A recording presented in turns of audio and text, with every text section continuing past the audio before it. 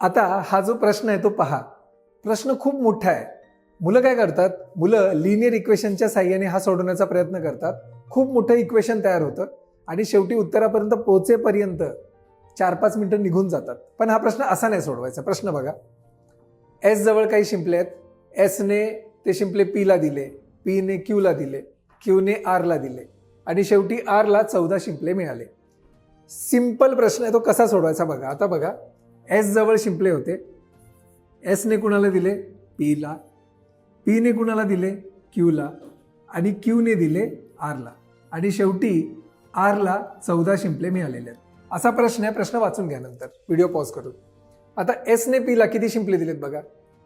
एसने पीला 1/3 शिवाय 14 जादा शिंपले दिले, म्हणजे 1/3 आणि प्लस 14. लक्षात घ्या.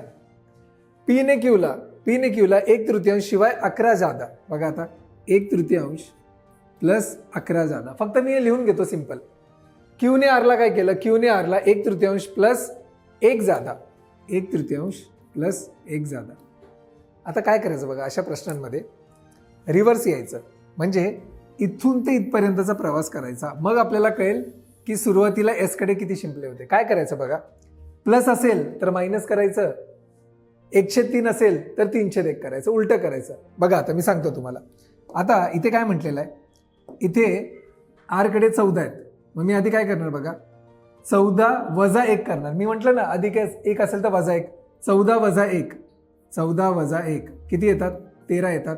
आणि या 13ला हे 1/3 आहे ना, तर करायचं 3/1.